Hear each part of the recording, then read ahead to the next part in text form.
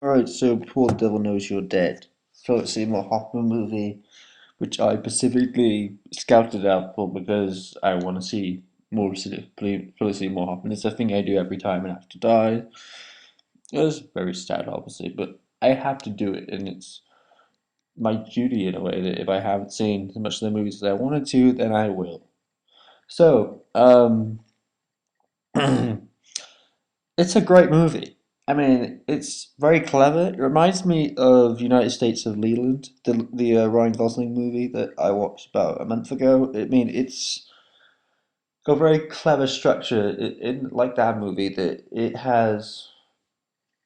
You go through every character and you follow through where they go and what happens to them. And there's like four characters does it too, and it has like a title thing come up and it'll say this character, and then it'll say what time it took place. And it's really clever the way they do that, and that works really well because obviously in the United States with Leland they had the whole thing of it goes through like a different character and then it goes through like a different time period, and that's what it reminded me of. And obviously also because there's this crime sort of thing they committed, there's this like thing that's gone on, you're going back and forth in between, the whole thing that's going on. And I just love this movie. I think it's great, and Ethan Hawke's very good. He plays sort of a slimy character in it, but I liked what he did there. I think it's a good character. I mean, I think you can still like a character even though they're slimy, and there's still things to them that are like a human being, like Sopranos. There's characters that kind of slimy, but you still want to watch what they're doing. Um, but it's a great little movie. I think it's probably one of those movies that people won't take much real notice of, which is a bit of a shame because it's. I think it did. I don't think it got released in cinema, but it got obviously DVD release. The only thing that disappoints me a little bit, I think the picture quality could have been a bit better if I'm honest, because obviously it's direct DVD release. I think it could have got a bit better release. The day scenes are good, but for some reason, everything in the day looks not as good when you obviously compare the two. So that doesn't look as good. But apart from that, it's a really good movie. I would watch it again. Marissa Tomei is always very good, and the old guy, I've never really seen him in anything, but his face just creeps me out. He's a scary guy, and he's in the obviously the last Bourne film. You see him, and then obviously that's all I've ever seen him in. So there you have it. I've seen Ethan Hawke in quite a few things, and obviously I've seen Philip Seymour Hoffman in quite a few things before. Obviously, I watched this movie and Jack is Boating and Happiness. But he's electric in this movie. I mean, he's so good, and he delivers his lines like I think probably one of his best performances ever. I think he's so good that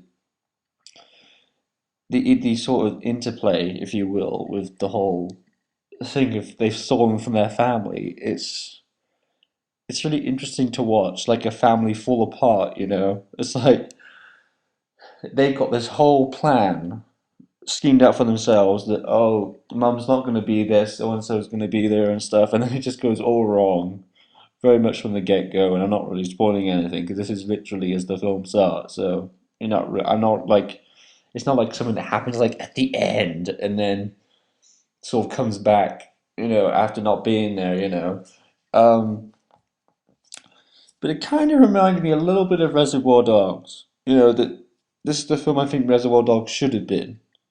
I mean, Reservoir Dogs is okay. I don't think it's Tarantino's best film, as I stated in the past, but I think this is better. And I'll tell you why I think it's better. Because you see the robbery, more stuff goes on, and you get to get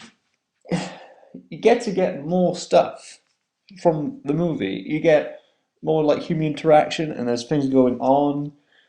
And in Reservoir Dogs are just stuck in the warehouse. So for that reason, I couldn't really love it, and I never really will love it because I have watched it countless times. It's never really got me again, and it still stays the same.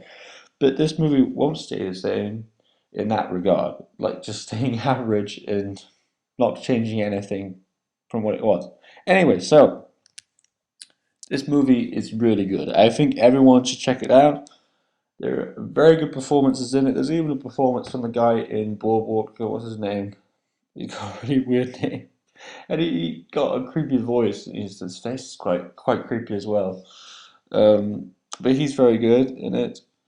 The guy who plays the cop in Boardwalk. I can't remember his name. Sorry. Um, but he's very good, and there is a lot of stuff that goes on in this movie, and it's fascinating to watch how it all sort of goes wrong, and you go back and forth in between time loops, and it's very clever. And I think it's a real it's a shame in a way this director's not with us anymore because it said on the Facebook page when I went to like it last night that he died like 3 years ago, 2011, and that's a shame because this movie's really good, and it's actually the same person who directed Broke Down Palace. So obviously he got better as a filmmaker, and perhaps I should check out his other works because this was actually a lot better. So yeah, I mean, I really like this movie. I give it a 9.